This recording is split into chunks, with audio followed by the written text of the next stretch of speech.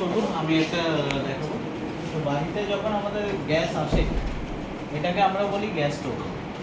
এটা সিলিন্ডার, এটাকে বলা হয় সুরক্ষা হোস, সুরক্ষা পাইপ, যেটা দিয়ে আমাদের গ্যাসটা আসে।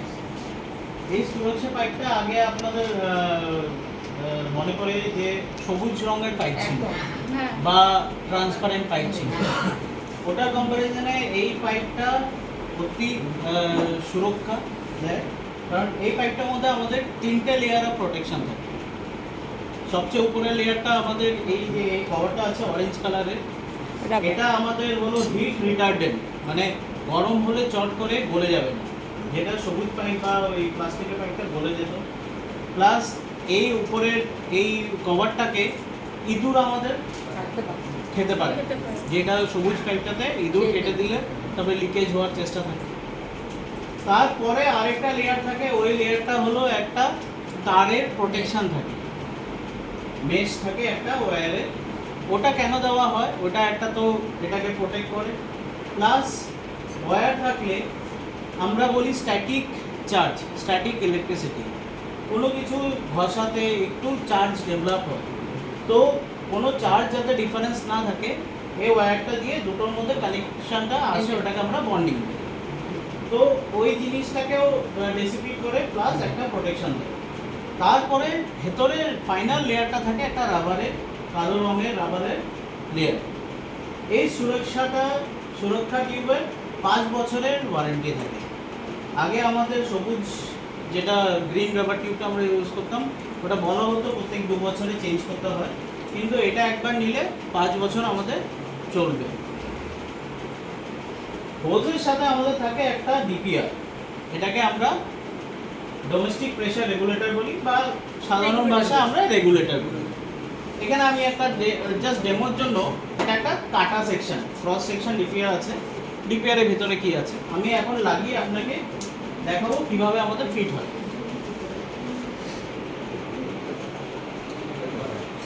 এই হোসটা আমাদের এদিকে গ্যাস স্টোভে লাগবে। सिलेंडर छोटा वाला है बड़ा वाला? बड़ा वाला 48.2 वाला के छोटा ऊपर रखते से दिखा है, बड़ा ऊपर आएगा इस तरह से। बड़ा खाली है खाली है खाली है इतना जहाँ रखो ना, उसको इतना वेट तो ले इधर दिखा तो पकड़ लेते আমি জাস্ট এটা ডেমোর জন্য সিলিন্ডারটা যাতে বোঝা যায় উপরে রাখুন, কিন্তু সিলিন্ডার সবসময় নিচে থাকবে। কেন আমি আজকে ওটাই দেখাবো।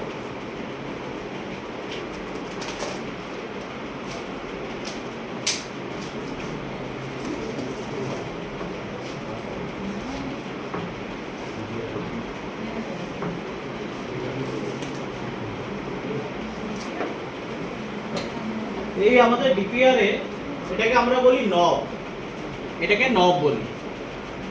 নবটা উপর দিকে ঘোরালে অন হয় আর নিচের দিকে ঘোরালে অফ হয়। ডিপিআর সবসময় ফিট করার সময় নবটাকে অফ করে হবে, না হলে অন করলে এটার মধ্যে একটা লকিং মেকানিজম আছে, আমাদের নিচে জিনিসটা উপরে আসে না। তো আমি এখন সিলিন্ডারে লাগাবো, তো আমি এটাকে নিচে ঘুরিয়ে দিলাম, অফ করলাম। অফ করার পর এটাকে টানতে হয়, এরকম করে টানবো, টানলে তারপর লক হবে। এটা ডিপিআরটা বসালাম, টেনে এটাকে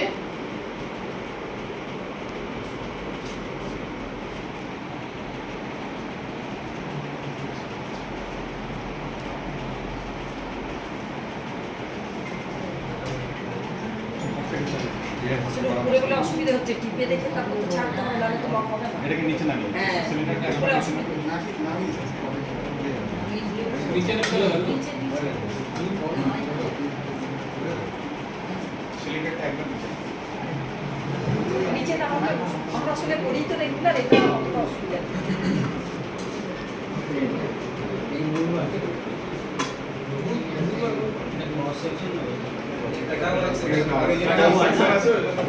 दो बॉल इसका नहीं है, এটা ক্রস সেকশন যে ইসে হচ্ছে সিলিন্ডারটা উপরে আমি দেখাবো।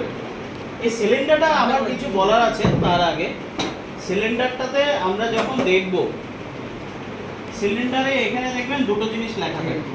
সিলিন্ডারের বডিতে লেখা আছে একটা সিলিন্ডারের ওজনটা লেখা থাকে। এখানে যেরকম লেখা আছে 15.8, 15.8 মানে হলো এই খালি সিলিন্ডারটার ওজন, মানে লোহাটার ওজন 15 কিলো 800 গ্রাম। আর তারপর এখানেও লেখা থাকে, আর এই সিলিন্ডারের একটা প্লেটের ভিতরে একটা ডেট, একটা নাম্বার লেখা থাকে, ABCD, তারপর একটা নাম্বার লেখা থাকে। সাপোজ এখানে লেখা আছে C32, C32 মানে এই সিলিন্ডারটা 32 মানে 2032 সনের থার্ড কোয়ার্টার, এ মানে ফার্স্ট কোয়ার্টার, আমরা কোয়ার্টার মানে এপ্রিল মে জুন এক কোয়ার্টার, জুলাই আগস্ট সেপ্টেম্বর আরেক কোয়ার্টার, 3 মাসে কোয়ার্টার হয়। এটা থার্ড কোয়ার্টারে 2032 থার্ড কোয়ার্টারে গিয়ে এই সিলিন্ডারটাকে একবার টেস্ট করতে হবে। তার আগে সিলিন্ডারটা ইউজ করা যাবে। নতুন সিলিন্ডার একটা আসলে 10 বছর পর এটাকে একবার টেস্ট করতে হবে।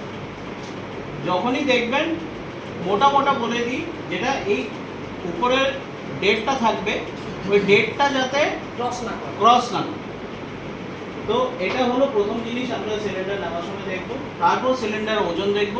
আর এখন আমি যেটা আপনাকে বলছি, সিলিন্ডার বাড়িতে যখন আমরা ফিট করব, ফিট করার পর সিলিন্ডারটাকে সবসময় নিচে রাখবো, গ্যাস স্টোভের কম্প্যারিজনে নিচে থাকবে। কারণ হলো এলপিজি গ্যাস হাওয়ার থেকে ভারী হয়, হাওয়ার থেকে ভারী হলে কোনো জিনিস ভারী হলে ওটা নিচে যাবে।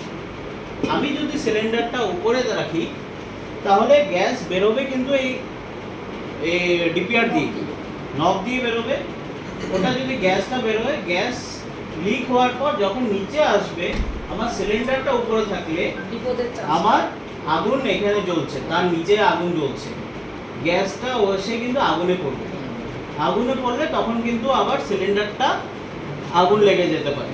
তো সিলিন্ডার যদি আমার নিচে থাকে, গ্যাস লিক হলে কিন্তু আগুনে যাবে না, আমার নিচে পড়বে। এই জন্য সবসময় আমরা বলি কিচেনের প্ল্যাটফর্মের উপরে যাতে গ্যাস স্টোভটা ইউজ হয়। এর জন্য কিচেনে সবসময় প্ল্যাটফর্মের উপরে গ্যাস স্টোভ রাখা হয়। সেই দ্বিতীয় জিনিস, এই গ্যাস স্টোভটা প্রত্যেকটা আমরা যখন সিলিন্ডার নেব, সিলিন্ডার যখন আসবে দেবে, দুটো জিনিস চেক করবেন।